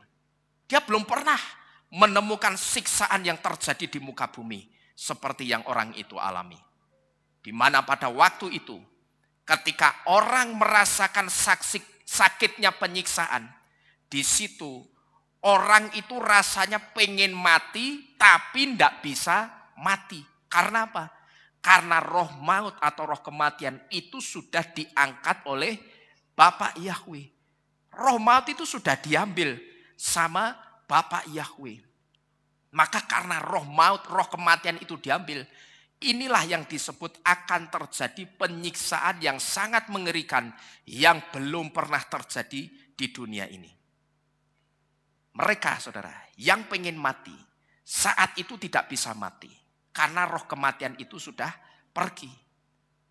Coba saudara bayangkan, kalau sampai ada yang ketinggalan, bagaimana jadinya nanti? Saya bayangkan orang disiksanya kayak apa. Kayak kalau saudara pernah ingat beberapa tahun yang lalu, saya pernah tontonkan kepada saudara. Satu video orang digiles truk, badannya jadi dua. Tapi orangnya masih bisa garuk-garuk. Masih bisa pegang celananya. Masih bisa ngeranggeng-ranggeng. Padahal sebagian dari perut ke bawah itu sudah terpisah jauh. Ini benar-benar botol, saudara. Dan itu syuting live. Benar-benar ada. Lalu orang yang melompat dari ketinggian. Dia karena diteriaki cewek-cewek itu, disemangati cewek-cewek.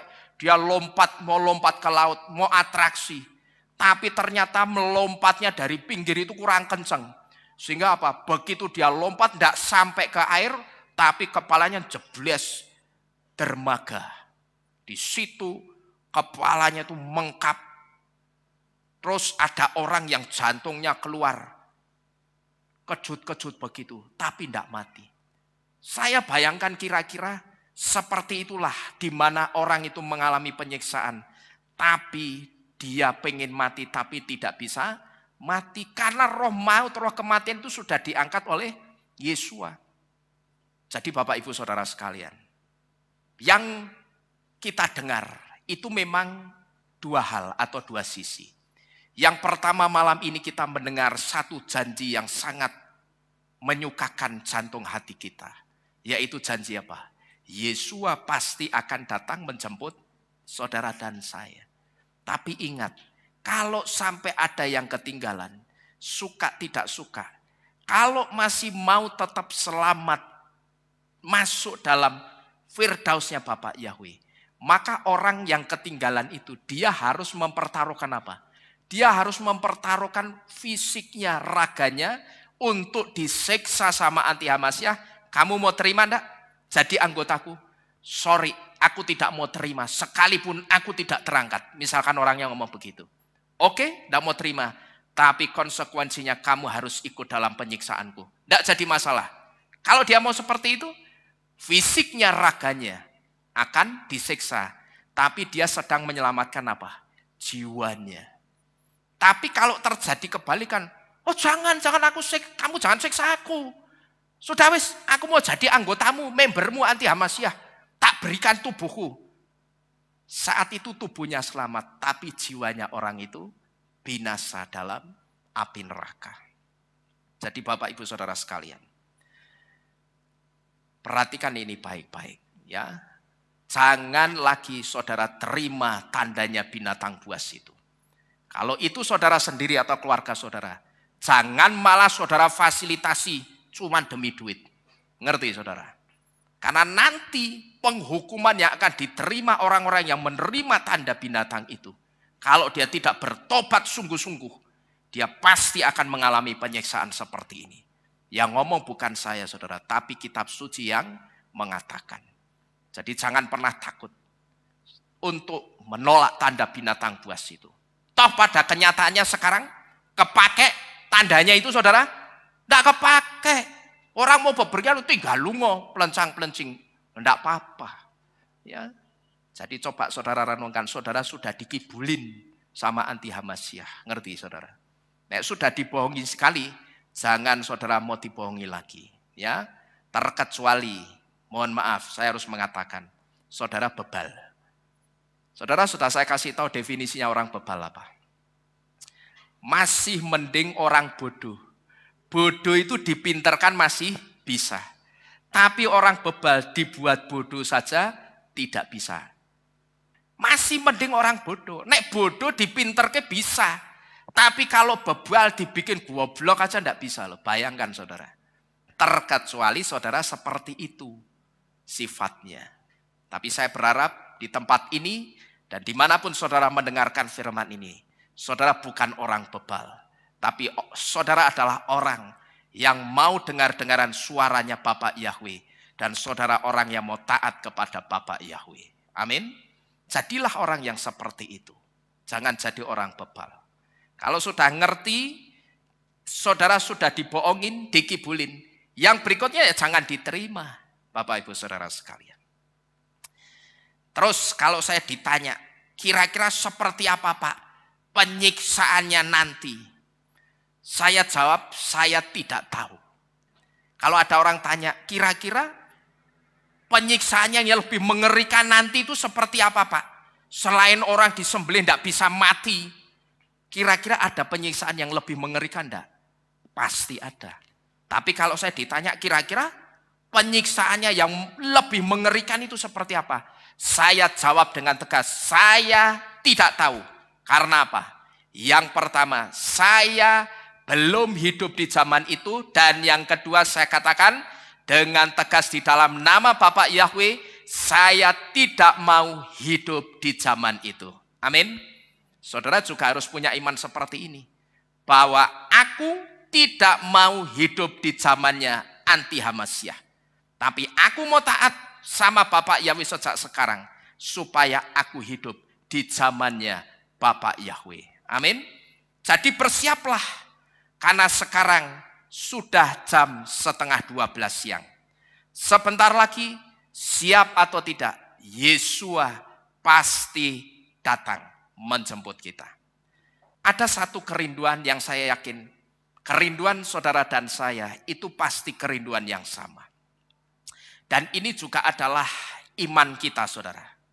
Bahwa ketika trompet sangkakala atau bunyi trompet atau bunyi sangkakala nafiri tanda kedatangan Yesua itu ditiup.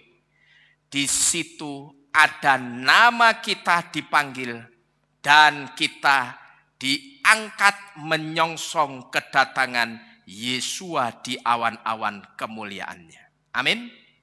Saudara punya kerinduan seperti ini enggak? Saudara punya kerinduan masuk zamannya anti Hamasyah? Coba angkat tangan. Siapa sing rindu?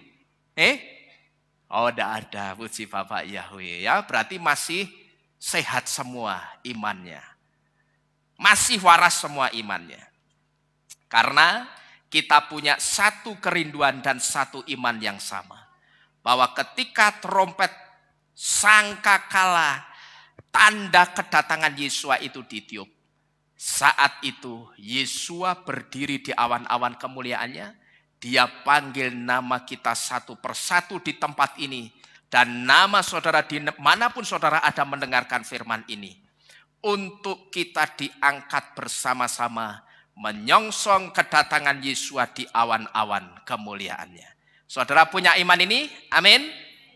Bapak Yahweh memberkati iman saudara. Jadi sekali lagi bersiaplah karena sekarang sudah jam 11:30 siang. Amin. Bapak Yahweh memberkati kita sekalian. Kita tunduk dalam doa, Bapak Ibu Saudara sekalian.